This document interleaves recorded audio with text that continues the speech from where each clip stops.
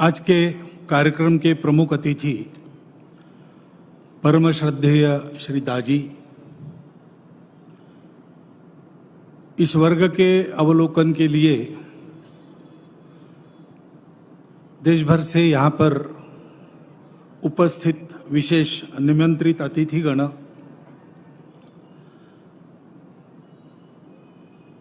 संघ पर जो प्रेम है उसके कारण यहाँ उपस्थित हमारे दोनों संत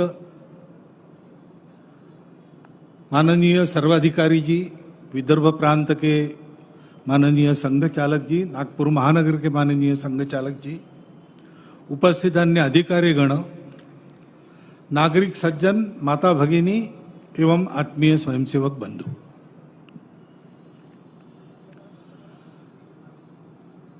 प्रतिवर्ष यह शिक्षा का क्रम चलता है, परंतु 2 वर्ष से कोरोना के कारण स्थगित था। प्रशिक्षण स्थगित नहीं हुआ, इस प्रकार का कार्यक्रम नहीं हुआ। मैदान में शाखाएं नहीं लगी, घरों में लगी, लेकिन संघ कार्य बंद नहीं था। कोरोना में हमारे कार्यक्रम बदल गए। कोरोना पीड़ितों की सेवा, यही हमारा कार्यक्रम बन गया और देश भर के लाखों स्वयंसेवकों ने संपूर्ण समाज के साथ मिलकर उसको बहुत अच्छी तरह संपन्न किया। उसमें भी उनका प्रशिक्षण ही हुआ, क्योंकि कार्यक्रम आपको दिखने में अलग अलग दिखते हैं। यहाँ लाठी काठी आपको दिख रही, यष्टि दिख रही है, संचलन समता दिख रही, परंतु ये प्रशिक्षण है अपने देश को परम वैभव संपन्न बनाने के लिए जो आवश्यक योग्यता है उसको प्राप्त करने का प्रशिक्षण है। जिन बातों का उल्लेख और श्रद्धेय दाजी ने अपने भाषण में किया, वही बातें हैं। इस कालावधि में हमारा संपर्क समाप्त नहीं हुआ, उल्टा बढ़ा। बाद में राम जन्मभूमि के लिए धन संग्रह करना पड़ा तो बहुत अधिक गांवों में, 4 करोड़ से ऊपर गांवों में हमारे स्वयंसेवक पहुंच गए, परिचय हो गया, संपर्क हो गया। उसके फलस्वरूप इस बार जो वर्ग था अभी यहां उपस्थित है, इससे दुगनी संख्या इसमें आने के लिए तैयार थी, लेकिन यहां सबकी व्यवस्था एक समय में नहीं हो सकती। इसलिए इस वर्ग में जो आए हैं वो आ गए, जो शेष है उनके लिए हमको दूसरा वर्ग करना पड़ने वाला है, वो हम करेंगे। परंतु ये सब क्यों चल रहा है, तो वही बात है, भारत माता की जय सारे विश्व में करानी है। क्यों करानी है? हम विश्व विजेता बनना चाहते क्या? नहीं, हमको विजेता वगैरह बनने की आकांक्षा नहीं है। हमको किसी को जीतना नहीं है, हमको सबको जोड़ना है। संघ का कार्य भी किसी को जीतने के लिए नहीं चलता, जोड़ने के लिए चलता है। और भारतवर्ष भी दुनिया में, दुनिया के आदिकाल से अब तक जीता रहा है तो किसी को जीतने के लिए नहीं, सबको जोड़ने के लिए। स्वतंत्रता का 75वां वर्ष चल रहा है। स्वतंत्र में हमारा स्व कौन सा है? यही हमारा स्व है। बहुत प्राचीन समय में कभी हमारे आर्ष पूर्वजों ने अस्तित्व के सत्य को समझा और जाना कि ये सारा अस्तित्व रंग बिरंगी विविधताओं से भरा हुआ वो एक ही शाश्वत, संपूर्ण, एकमेव अद्वितीय सत्य का आविष्कार मात्र है। विविधता ये उस एकत्व की साजा सज्जा है, वो अलगाव नहीं है। आपस में सबका संबंध है, वो आत्मीयता का संबंध है, अपनेपन का संबंध है। और इसलिए इस अपनेपन की भावना से संपूर्ण विश्व को ये सत्य की ओर ले जाने वाला अपनापन मिले, क्योंकि उस सत्य को प्राप्त करने से शाश्वत और कभी फीका न पड़ने वाला सुख मिलता है, जिसके खोज में सारी दुनिया दौड़ती रहती है। वो केवल वही मिलता है और हमको प्राप्त हुआ है। सारा विश्व हमारा अपना है, उसको भी प्राप्त होना चाहिए। सबको यह सत्य प्राप्त हो, इसलिए इसी सत्य के आधार पर सत्य, करुणा, शुचिता और तपस, ऐसे जिसको धर्म के 4 पैर अपने यहां कहा गया है, इन मूल्यों पर आधारित एक धर्म जीवन भारत में खड़ा किया। वो हमारा राष्ट्र जीवन बना। हम राष्ट्र है क्यों है? किसी भाषा के कारण नहीं है, किसी पूजा के कारण नहीं है, किसी एक जगह रहने वाले हमें इसलिए नहीं है। हमारे सामने एक समान लक्ष्य है। एतद् देश प्रसूतस्य सकाशात् अग्र जन्मनात् स्वम स्वम चरित्रम शिक्षेरन पृथिव्याम सर्वमानव। मनुष्य का जीवन कैसा हो, दुनिया के लोग आए, और हम जो दुनिया के सबसे प्राचीन देश है, हमारा दायित्व है हमारे को देखकर एक एक को वो शिक्षा मिलनी चाहिए। ऐसा जीवन हमारा होना चाहिए। ये एक समान उद्देश्य भारतवर्ष के सब पंथ संप्रदायों के सामने, सब भाषा बोलने वालों के सामने, सभी प्रदेशों में निवास करने वालों के सामने, सभी खान पान रीति रिवाज वाले लोगों के सामने है। यहां तक कि मेरा दावा है कि जिन्होंने कुछ ऐतिहासिक कारणों से विदेश से आई पूजा को स्वीकार किया, उनके भी अंतर्मन से जब आवाज निकलती है तो उनके सामने यही लक्ष्य होता है, क्योंकि वो भारत के हैं। इस बात की आज दुनिया को आवश्यकता है, क्योंकि सबको साथ लेकर आगे कैसे बढ़ना, जोड़ने वाला क्या है, इसकी प्रतीति दुनिया में नहीं है। थियरी है, एक्सपीरियंस और प्रैक्टिस नहीं है। उसकी परंपरा भारत में आज तक अखंड चलती आ रही है। सब प्रकार के परिस्थितियों में वो कभी खंडित नहीं होती। वही आध्यात्मिकता और उसके आधार पर खड़ा हुआ यह धर्म, जिसको आजकल लोग हिंदू धर्म कहते हैं, वास्तव में वो तो मानव धर्म है, विश्व धर्म है।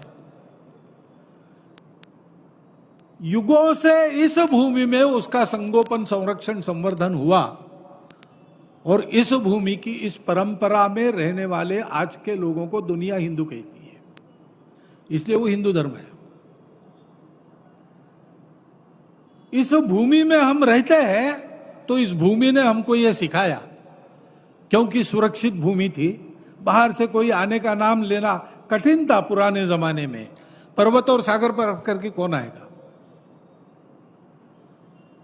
और इसलिए यहां पर पले बढ़े लोगों को अपने अस्तित्व के लिए या अपनी सुरक्षा के लिए किसी से कभी लड़ाई झगड़ा नहीं करना पड़ा। इतनी समृद्धि थी, इतनी सुरक्षा थी, ये हमारी मातृभूमि ने दी है। उसके आधार पर उस सत्य का साक्षात्कार और उसको सारी दुनिया में देने के लिए आवश्यक सद्गुण संपदा रखने वाला संगठित समाज, उस समाज के आधार पर राष्ट्र की निर्मिति बहुत प्राचीन समय में हमारे यहां हुई। ओम भद्रम इच्छन्त ऋषय स्वर विदहा तपो दीक्षा मुपसे दुरग्रे ततो राष्ट्रम बलम ओजश्च जातम। ये इतिहास हमारे यहां रिकॉर्डेड है वेदों में। हमारा राष्ट्र, हमारा बलोज विश्व का कल्याण चाहने वाले ऋषियों के दुर्धर तप से हुआ है। अपनी सुरक्षा के लिए नहीं हुआ है, अपनी स्वार्थ के लिए नहीं हुआ है। जो अपने पास है वो दुनिया को देने के लिए हुआ है, और वो हमारे राष्ट्र जीवन का आधार स्वर बना। समय का चक्र चलता रहा, कभी अनुकूलता, कभी प्रतिकूलता, कभी अच्छे दिन, कभी खराब दिन, कभी विश्व पर राज्य कर रहे, कभी विश्व के राजाओं से पीटे जा रहे। ऐसी सब परिस्थितियों में हमारे राष्ट्र जीवन का ये सूत्र अभी तक कायम है और अब फिर से अग्रसर हो रहा है। उस सनातन राष्ट्र के हम राष्ट्रीय हैं। वही धर्म जो समन्वय सिखाता है, जो संतुलन देता है, जो सबको साथ लेकर सबकी उन्नति करना जानता है। सबकी उन्नति में अपनी उन्नति देखो, अपनी उन्नति से सबकी उन्नति हो, ऐसी उन्नति को वो हमारा स्व है। उसके आधार पर अपने देश के सारे तंत्र को हमको फिर से देखकर स्थापित करना होगा, क्योंकि हमारे देश का प्रयोजन ये है। हमको स्वतंत्रता इस स्व के आधार पर अपना तंत्र बनाकर दुनिया को नया मंत्र देने के लिए हुई है।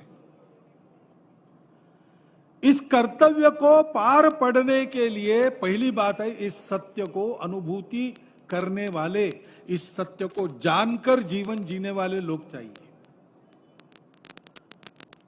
धर्म का संरक्षण दो प्रकार से होता है। उस पर आक्रमण होता है, उससे बचाना पड़ता है, उसके लिए बलिदान भी देना पड़ता है, उसके लिए लड़ाई भी करनी पड़ती है। लेकिन धर्म ये आचरण से बढ़ता है। आचारः प्रभवो धर्म। तो ये धर्माचरण चाहिए, आपस में प्रेम चाहिए, आपस में आनंद चाहिए, एक दूसरे के सुख दुख की संवेदना चाहिए। हमारी जो विविधताएं हैं उनको हमारी साज सज्जा के रूप में देखना चाहिए, अलगाव के रूप में नहीं देखना चाहिए। आपस में लड़ाई नहीं होनी चाहिए। ये सत्य हमारे पास है, सारी दुनिया को देने के लिए हमारे पास है। उसको देने का समय आ गया है, उसके लिए तैयारी है। और एक बात है, सत्य के अपने पैर नहीं होते, सत्य को शक्ति का आधार चाहिए। बिना शक्ति के दुनिया नहीं मानती। हम किसी को जीतना नहीं चाहते, लेकिन दुनिया में दुष्ट लोग हैं जो हमको जीतना चाहेंगे। आज भी उनके कारनामे चल रहे हैं। और इसलिए हमको उस शक्ति की भी आराधना करनी चाहिए जो दादी ने बताया, उपनिषद की बात कही। जो विद्या को छोड़कर, यानी स्पिरिचुअलिटी को छोड़कर केवल अविद्या की उपासना करते, केवल भौतिकता की तरफ जाते हैं, वो अंधकार में जाते हैं। अंधतमम प्रविशन्ति, ऐसा कहा है। लेकिन अगले ही चरण में कहा है कि जो अविद्या को छोड़कर केवल विद्या की उपासना करते, वो उससे भी घोर अंधकार में फंसते हैं। सही तरीका क्या है? अविद्या मृत्युम तीर्थवा विद्या मृतम अश्नुते। भौतिक ज्ञान के आधार पर जीवन संग्राम में आने वाली भौतिक बाधाओं का मुकाबला करते हुए यशस्वी बनो और आध्यात्मिक ज्ञान प्राप्त करके उस यशस्विता को सार्थकता में बदल दो। केवल यशस्वी होना, पशु भी होते हैं, यशस्वी हुए बिना सार्थक भी नहीं हो सकते, लेकिन सार्थकता के बिना यश का कोई अर्थ नहीं। और इसलिए हमारे यहां ये मार्ग बताया, ये संतुलन साधा है। और इसलिए जैसे हम इस प्रेम की बात करते हैं, बात नहीं, वो हमको करना है, ये हमारा प्रामाणिक उद्देश्य है। ये कोई पॉपुलिस्ट पॉलिसी नहीं है। हमको प्रेम देना आता है, संगम में आकर देखिए, और हमको सब जगह जाकर यही करना है। संघ हृदय में भर पाए, अब घर घर हमको जाना है, ऐसे प्रसंग पर ये स्वयंसेवक बने हैं। उनके लिए संदेश क्या है? हिंदुत्व एक, अपनत्व भावना रोम रोम में भरना है। अहंकार व्यक्तित्व भुलाकर सबको अपना करना है। स्वयंसेवक इसी के लिए बनते हैं। लेकिन सब बातों को शक्ति का अधिष्ठान चाहिए, शक्ति को सत्य का, सत्याधारित नीति का अधिष्ठान चाहिए। नहीं तो शक्ति उपद्रवी हो सकती है। शक्ति चाहिए, लेकिन दुष्टों के हाथ में विद्या विवाद आया, ज्ञान मिला, जानकारी मिली, उसका उपयोग लोगों में झगड़े लगाने के लिए, नकारात्मकता उत्पन्न करने के लिए करना दिखाई देता है। धनम मदाय, धनवान हो गए तो ऐसा मद आता है, कि उस धन के बल पर कुछ भी करेंगे, कोई लिहाज नहीं रखेंगे। शक्ति परेशान पर पीड़नाय, दूसरों को पीड़ा देने के लिए शक्ति का उपयोग, यह दुष्टों का है। खलस्य, जो नीति विहीन है, जो सत्य पर नहीं चलते, जो अपनत्व को नहीं जानते। परंतु साधुओं का क्या है? साधोर विपरीतम, तो उनका उल्टा है। ज्ञानाय दानाय च रक्षणाय। विद्या मिली तो लोगों का ज्ञान बढ़ाने में उसका उपयोग करते हैं, धन मिला तो लोगों के अभावों को दूर करने के लिए दान करते हैं, और बल मिला तो दुर्बलों की रक्षा के लिए उसका उपयोग करते हैं।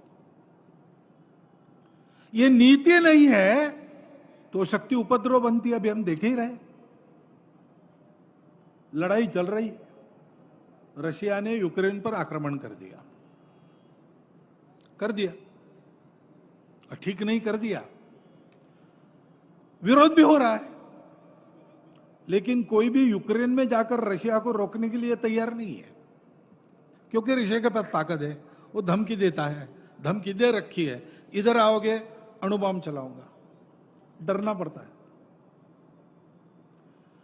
अच्छा, जो कर रहे हैं उनके भी हेतु कहां पवित्र है?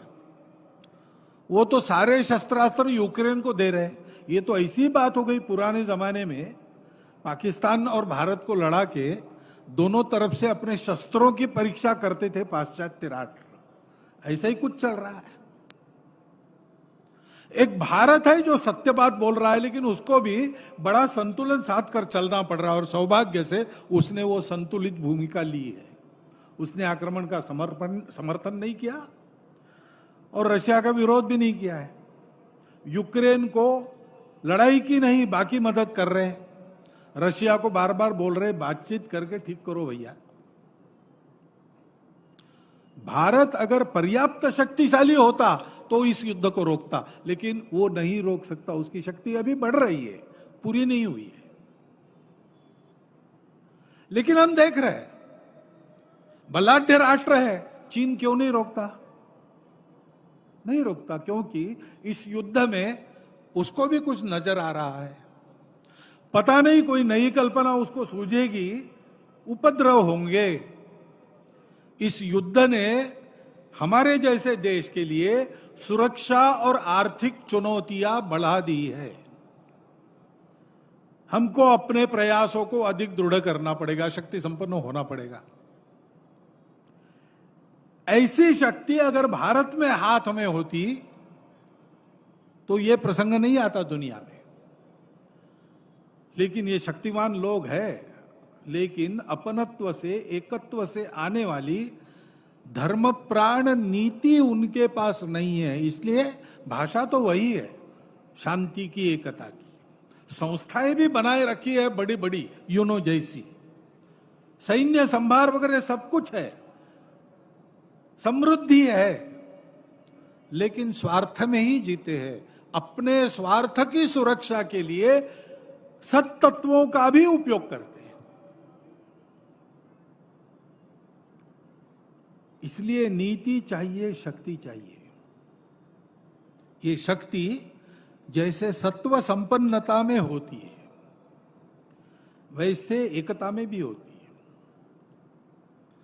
जिसका उल्लेख बार बार किया दाजी ने। भारत को परम वैभव संपन्न बनाना, भारत को विश्वगुरु बनाना, यह समय की आवश्यकता है। लेकिन उसके लिए भारत में सर्वत्र लोगों को भारत बनकर एक होना पड़ेगा। यह भारत का स्व है, वो किसी पूजा के आड़े नहीं आता, वो किसी पूजा का विरोध नहीं करता, वो किसी एक भाषा का समर्थन नहीं करता, सब भाषाओं को अपना मानता है। वो सब प्रांतों के लोगों को अपना ही मानता है। एक ही भारत माता के सारे पुत्र हैं, समान पूर्वजों के सब वंशज हैं, और यही स्व आधारित धर्म संस्कृति सबको विरासत में मिली है। धर्म को पूजा से और कर्मकांडों से, खान पान रीति रिवाज से अलग करो, तो हमारा धर्म बचता है, बंधुभाव, मानवता, वही भारत का स्व है, वही भारत का प्राचीन सनातन धर्म है, वही मानवता है, उसी को आज हिंदू धर्म कहते हैं। हम सबको यह ध्यान में रखना पड़ेगा कि विविधताएं अपनी है, परंतु वो अलगाव नहीं है। अभी ये प्रकरण निकल रहे, ज्ञानवापी का मुद्दा चल रहा है। अब ऐसे मुद्दे हैं, एक इतिहास तो है, उसको हम बदल नहीं सकते।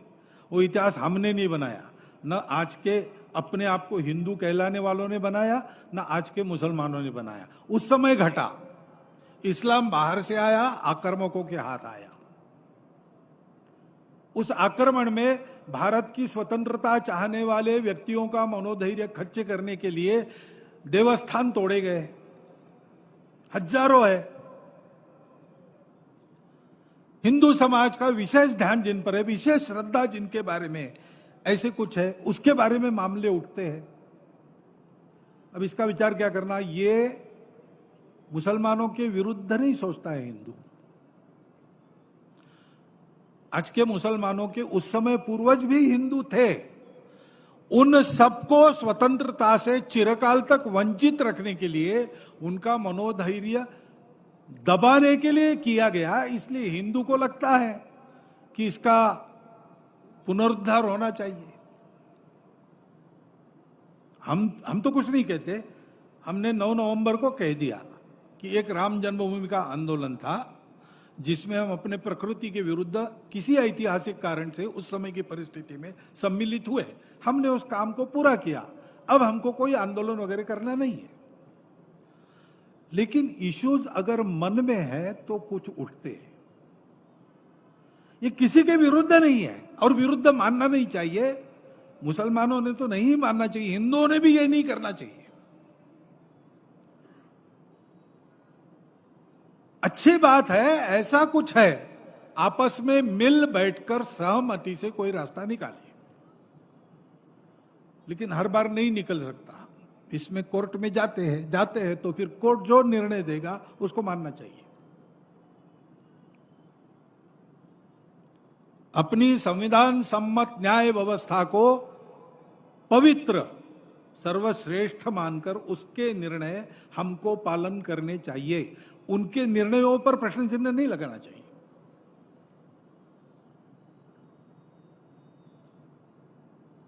और ठीक है, प्रतीकात्मक कुछ हमारी विशेष श्रद्धा थी, ऐसे स्थानों के बारे में हमने कहा, लेकिन रोज एक मामला निकालना नया, यह भी नहीं करना चाहिए। हमको झगड़ा क्यों बढ़ाना है? ज्ञानवापी के बारे में हमारी कुछ श्रद्धाएं हैं, परंपरा से चलती आई, हम कर रहे, ठीक है, परंतु हर मस्जिद में शिवलिंग क्यों देखना? अरे भाई, वो भी एक पूजा है, ठीक है, बाहर से आई है, लेकिन जिन्होंने अपनाई है वो मुसलमान, वो बाहर से संबंध नहीं रखते, ये उनको भी समझना चाहिए। यद्यपि पूजा उनकी उधर की है, उसमें वो रहना चाहते तो अच्छी बात है, हमारे यहां किसी पूजा का विरोध नहीं, सबकी मान्यता और सबके प्रति पवित्रता की भावना है।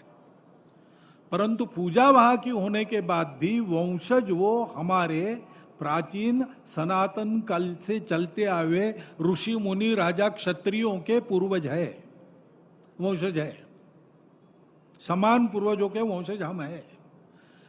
परंपरा हमको समान मिली है, शत्रु मित्र भाव हमारे लिए समान है।